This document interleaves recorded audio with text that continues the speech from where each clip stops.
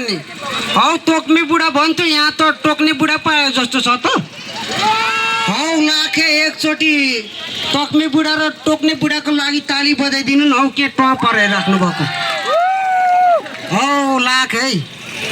ल्याज चल्देर चेनी म अघि आएको हेर न चेनी आएको त्यसका बाजे चेनी ल रमाइलो गर्नुपर्छ एकचोटि मुइना पनि आउनु भएछ कि यतापट्टि मुइनाको बास्ना आइरहेछ नि त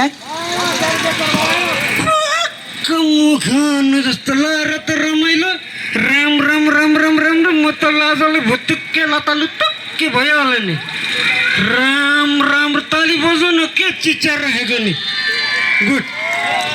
थ्याङ्क यू हाम्रो मुकुन्द दाइलाई अब म एउटा उहाँको लागि म डेडिकेट गरेर एउटा सायरी भन्छु ल हुन्छ कि हुँदैन हुन्छ उहाँको लागि म एउटा डेडिकेट गरेर एउटा सायरी भन्दैछु पहिलो नजर तिम्रो चन्द्रमा स्वरूप मुहार देख्न थालेपछि वा भन्दिनँ किन टप पर्नुभएको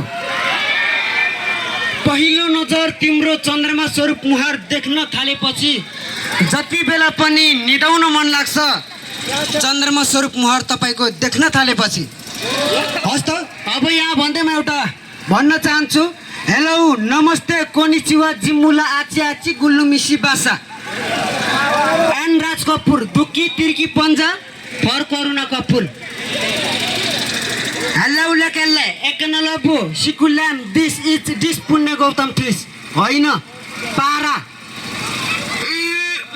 म हिमा म इनाम अलङ्गारहरू आउँछु भनेर मैले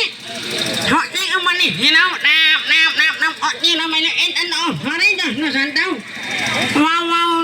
एक ब्युटिफुल हुन्छ नि पानको पातवालै छ नि नाम नाम नाम नाम अब एउटा चाहिँ नि म एउटा यस्तो मान्छे हुँ नि यति लोभी छु होइन आफूलाई पर्दा हात फिजाउँछु तर अरूलाई पर्दा मुठी पार्छु क्या भनेको मतलब लोभी तर कोही पनि हुनुहुन्न है त्यस्तो भनेको मेरो बाउले छिमेकी आन्टीलाई एउटा खसी दिएर पठाउनु भएछ बिचरा आन्टी धन्न सोझो हुनुहुन्थ्यो र भोलि बिहानै ए बाबु यो त खसी पो रहेछ भनेर जिम्मा दिएर जानुभयो अब लास्टमा एउटा छ थ्याङ्क यू सो मच यति अमूल्य समय लिएर तपाईँहरू विल्सन विक्रम राईज्यू सँगसँगै म घिउलाई पनि हेर्न आउनु भएकोमा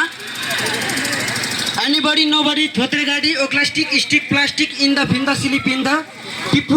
कोरोनाले झन्डै म डिप्रेसनमा सिलिपिन्द अब एउटा म भस्मे डनको है भस्मे डनको लागि प्लिज ताली बजाइदिनु होला एउटा छोटो मिठो तपाईँ हाम्रै लागि है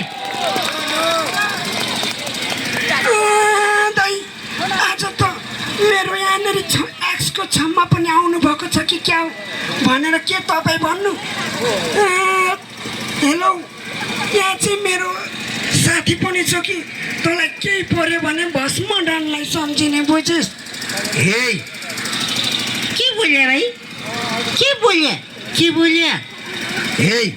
सुनझिक हजुर दाजु सुनझिक दाजु फेरि के भन्नुभयो सुनझिक भनेको सुन कहाँ छ ल्यासमा सुन्छ कान मेरो बुझे प्लिज अब म धेरै लामो गर्दिनँ किनभने यहाँनिर हाम्रो अग्रज कलाकार पनि आउनु हुँदैछ विशेष त उहाँले तपाईँहरूले एकदमै भरपुर मनोरञ्जन दिनु हुनेछ है उहाँहरूको लागि पनि एकताल जोरदारसँगले ताली